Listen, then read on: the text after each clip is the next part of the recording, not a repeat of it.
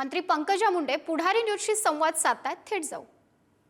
आपल्यासोबत मंत्री पंकजा मुंडे. ताई, काय सांगाल तुम्ही? ईव्ही गाडी वापरायला घेतलेली आहे काय? ईव्ही गाडी मी वापरायला घेतलेली आहे कारण मी पर्यावरण मंत्री आहे आणि मी लोकांना सांगते की तुम्ही पर्यावरणाचा ऱ्हास करू नाही झालं पाहिजे.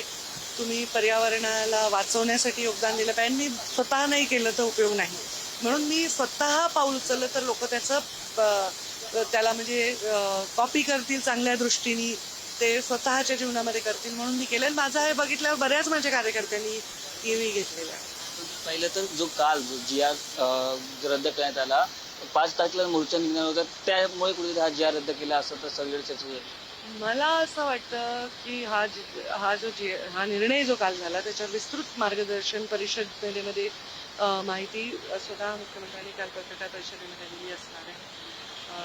आणि तो निर्णय जो घेतला आहे त्या निर्णयामध्ये त्याचं स्वागतच केलं पाहिजे. आणि हा निर्णय जो आधी घेतला गेला होता तर तो म्हणजे तेव्हा मुख्यमंत्री आमचे नव्हते, त्यामुळे आम्ही असं म्हणलं की हा निर्णय काहीतरी बदललाय, माघार घेतली, चुकीचं. बीडमध्ये पुन्हा एकदा अल्पवयीन मुलीवरती आपण बघितलं विनयभंग झालेला आहे. आमदारांवरती आरोप.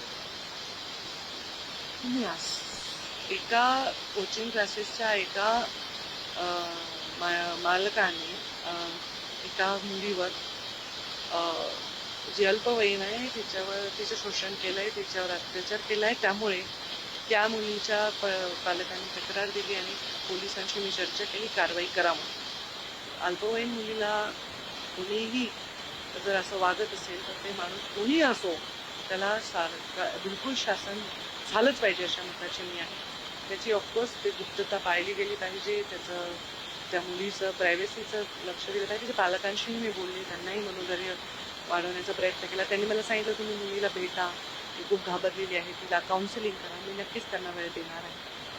पण नक्कीच त्याची मी मीडियात वाच्यता किंवा त्याचा काही व्हिडिओ करणार नाही, कारण ते त्या मुलीच्या आयडेंटिटीची गुप्तता पाळणं आपलं कर्तव्य आहे. ही घटना चुकीची आहे आणि याच्यात कठोर शासन झालं पाहिजे. त्यांना कोणीही पाठीशी घालण्याचं काही कारण नाही. या होता मंत्री पंकजा मुंडे. या होता मंत्री पंकजा मुंडे. कॅमेरा पर्सन सतीश, मी परमेश पवार, पुढारी न्यूज, मुंबई.